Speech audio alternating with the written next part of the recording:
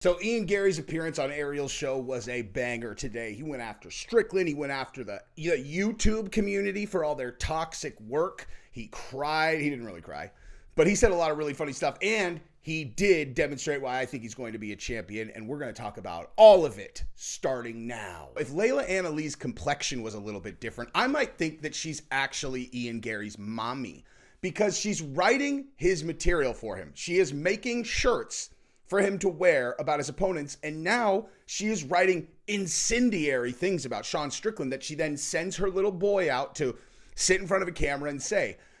Because, of course, Ian Garry is now, gone right after the childhood trauma, obviously. Seems almost like they're a little bit behind on this one, It's like one of those things where Drickus said it, and then Sean Strickland got really upset at the press conference, and then he attacked him, and then he cried on Theo's podcast, and it's, it's like, all right, so we've discussed it now. Like, it's fine. He has childhood trauma. He's either going to win or he's going to lose the fight against Drickus, and that's pretty much it. But, of course, late to the party, Ian Garry and Layla Anna Lee are like, no, let's not let that thing die. I want you to go on camera and say you are going to beat him so badly that the CTE that he gets will make him forget his childhood trauma. It's not a bad line, but it stops being quite as cool when you consider that his wife wrote the line for him, probably with the assistance of his nutritionist, who also is her ex-husband. I really like to imagine their creative process. You've got Layla Anna Lee and the ex-husband in one room. Ian Garry's off training, and they're like, what should we have him say to keep us in the headlines? They're all, what about that guy Sean Strickland that was talking all that trash? They're like, well, he did cry on the Theo podcast like a little bitch. Well, let's get ruthless. What was he crying about? He was crying about childhood trauma. Did we just get done threatening to sue people about talking about things that were, kind of off limits? We sure did. Let's go ahead and come up with something to drill a hole right into that trauma that he talked about, and then let's me and you go while Ian Garry is training. I love this idea. Let's do it. So that's where we're going to start today. I'm going to show you a video of Ian Garry reading those lines about Sean Strickland like a hostage in a hostage video, and we're all going to collectively laugh together. So if you're a person who thinks it's funny that Ian Garry took the last name of his wife, who is 20 years older than him, and that he reads trash talk that she writes for him, then why don't you go ahead and like this video and then subscribe to this channel and help me get to 137,000 today. Without any shred of doubt, the highlight of this particular interview is when Ian Garry dropped that hot fire on Sean Strickland when he was like, yo, I heard people be talking about his childhood trauma. Ready for it? I'm about to hit him with the meanest line ever. And then he proceeded to read it off of a piece of paper. I swear to God, that is what happened. Watch this right now.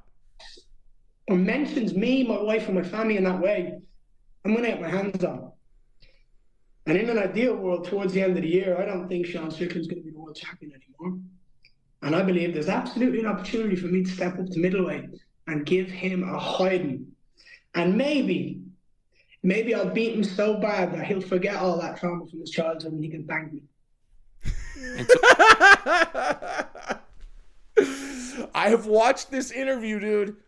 He does not look down like that one other time. Not once. So do you have any doubt about who wrote that line for him? Because I don't. Layla Anna Lee wrote it. And maybe with the assistance of the ex-husband. I could make so many jokes about their creative process. It's every time that I start doing it, it goes somewhere weird. I did one where they were doing yayo all night together to get super hyped up to do the thing. I did one where they were plotting on Ian Garry together. I don't know where they're going to go every time. I have no idea which one I'm going to have. I've probably already used it, actually, in this video by the time you see it now. I mean, it got weird, man. I had one where she had Ian Garry when she was 15 years old, gave him up for adoption, and then she found him once he was a grown-up, seduced him. He doesn't even realize it's his real mom. That's why she's got her husband, because that's her husband. It's a whole sordid tale, and if it's not in the video, it's mean I deemed it way too weird, which probably should be all of the takes, but nonetheless, we're going to move on to the rest of this interview because there's some other burning fire that we need to cover. He also covered one other thing that everyone heard about, his confrontation with Sean Strickland at the PI, and here's the deal. He went into fight. I'm actually going to read this part to you, all right? He said, my body went straight into fight mode, then the doors closed. There was nothing much to it, to be honest. I would say it was a scene. It was more of a glance, and I was being shuffled into a lift. That's an elevator, for the record, you guys. God, man, this guy always gets into it in the elevators. Once, his wife wants him to kill Hamzat Chimaev in the elevator, and now it's, more of that. That was it. He had a little snicker on his face, and I shouted something at him. I don't know what I shouted at him, but I shouted something at him before I even had a chance to think. My body went straight into fight mode, and the doors closed. There was nothing much to it, to be honest. Strickland's version agreed with Garry's, who he had called a fucking cuck and a fucking funny little dweeb. And in his typical way, the middleweight champ mixed insults with backhanded compliments, like saying that Garry, he thought he was a dumbass kid who got some pussy that was too good for him, and it got in his head, and it messed him all up. So, yeah, and then Ian Garry says, I would have talked to him for sure. I don't know. See, this is the thing. I wasn't going to throw hands with the bloke, blah, blah, blah, blah. So it looks like they got into some confrontation and the doors closed. One of those old trips, like, hey, I'm going to get you, as the elevator's like, oh, I missed my chance. And then he said he was too good for it, and he doesn't want to be a guy who's going around and punching people in the face, and he's above it. Now, let's compare that to what his wife, who is supposed to be a good influence on him, suggested that he do, which was attack people in the elevator. It's lucky that Ian Garry's the mature one in this relationship, or else he would be attacking people in elevators all the time. Think about that. Now, I have not even watched this clip, swear on my children. I just heard Ariel's question, and so we're going to watch this together for the very first time because Ariel said, tell us about the media shitstorm, what went wrong. I promise you I have not seen his answer, so I'm going to see it for the first time, and then I'm going to comment. I'm not going to do any cuts. I'm not going to do anything. I'm going to literally just respond to this live as if we were live streaming. Let's go. So you mentioned the shitstorm and all that stuff and being able to respond. What went wrong here? Why did this all start, Ian? Why do you think that there are so many people trying to hate on you, the videos, all this stuff? You put out an advert, right? You put out a thing directly responding to a lot of it. Why does it feel like all of a sudden in the last 2 months or so, all of this came your way? I feel like a lot of people are sheep, and a lot of people believe some ridiculous things online and they run with it.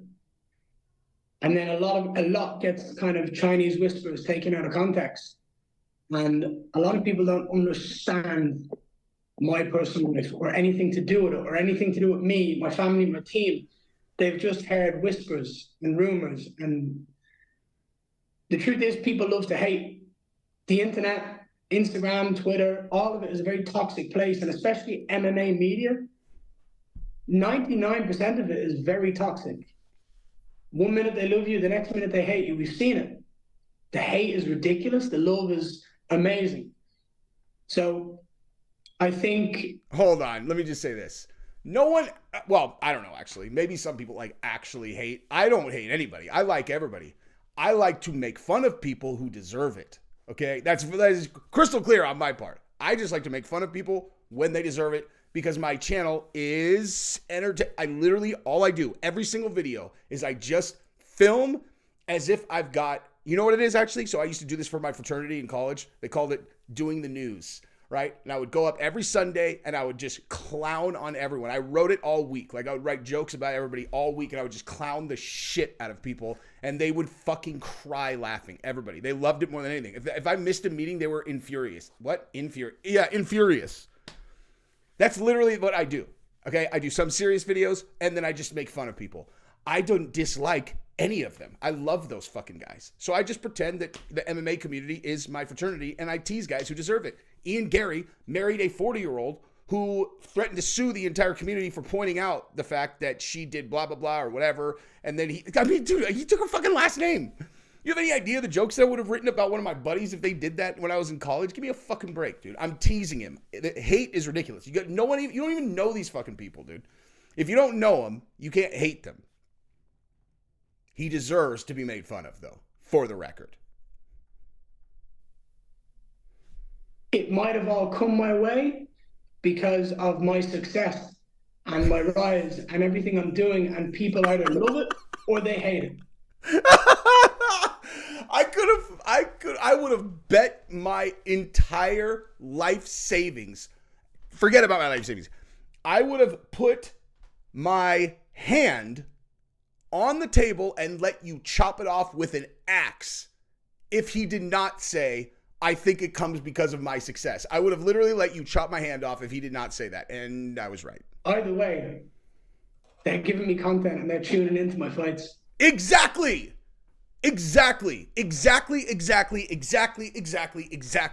That is why I mercilessly tease them. And I know it's like, I mean, there are some people that do content about Ian Garry where if they ever ran into him, I would expect them to be nervous about that, where they're like, oh shit.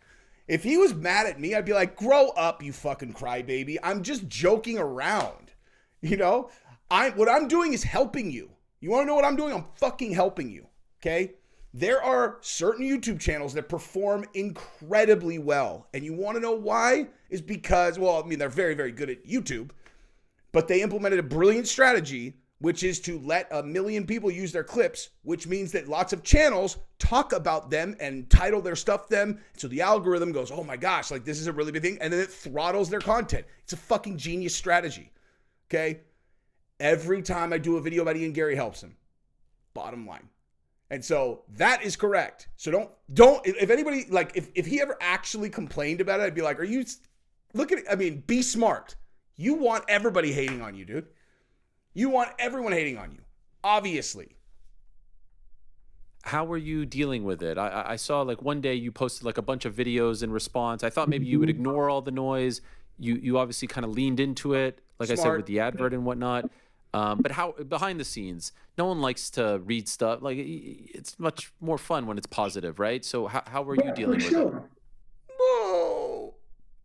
It is much more fun when it's positive. But guess what? It's not as effective, is it? If everybody loves you, how is that a good... Hey, does everybody love Floyd Mayweather? Nope. Does everybody love Conor McGregor? Nope. So what, like... I can't tell if Ariel knows what he's doing or if this is generally like his genuine base setting is like, I'm going to ask this in a really bitch ass way. It's like, or if he is just doing the thing that he does, you know, like if he's knowingly doing it, cool. If he's just doing it like a bitch because that's what he is, then I don't care about that either. But that is such a pussy ass way to look at this, man. I mean, but doesn't it hurt your feelings, you know?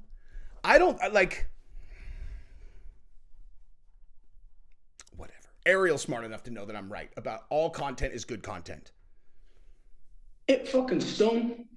It stung on a level of I've agreed, kind of, not really agreed it, but I don't mind. I'm in the fight game. It's my job. It's my and it's part of the game. It's a fight game. You build a fight, you sell a fight, you have some fun. But when people start attacking my loved ones with vicious, vile, untrue, and hurtful words to an obsessive level, it boiled my blood. And it boiled my blood to an extent of which I have to be the bigger man and not respond until I have the opportunity to respond, which was at UFC 296. So I was pissed. I still am pissed. And there's a lot of people I'm pissed at. But I'll get on mine back eventually. It will all come back. See, that's what I'm talking about, dude. That is what I'm talking about. And that's totally justified, okay? If someone was on there, like said something really nasty about his wife, like something, like said something, I'm talking like nasty, not making fun of them. Okay. There's nothing you could look at that I've done where that should fall into that category. We should get pissed. You should be like, you're having a little too much fun at my wife's expense. If someone's like, she's a hooah, you know, like shit, like basically what Kevin Holland has done on Instagram is how I consider what I do. There are some people that are mean. Yeah, they're mean, dude. You get mad at them. And so you get to beat them up and get paid for it. Sean Strickland, as an example, right? So, I mean, dude, look, if people were just calling people were calling my wife whatever, yeah, that would make me mad. But as of now, the only people who talk trash about my wife are people whose opinions do not matter to me at all. They're all, hey, clickbait master, your wife is a 4. And I'm like, oh, is she a 4, dude? Well, guess what? I could stick $1 million in your pocket and you still couldn't bag a 4, loser. Go sit on your mommy's lap and ask her why she made you so tubby. Mommy, Why do I look like I do? Why didn't you get me a father who was in better shape and had a bigger peepee? I don't know how I'm ever going to find a girl that will let me have sex with her. I'm going to go talk shit to Jesse on Fire. Your wife is a 4, you clickbait master.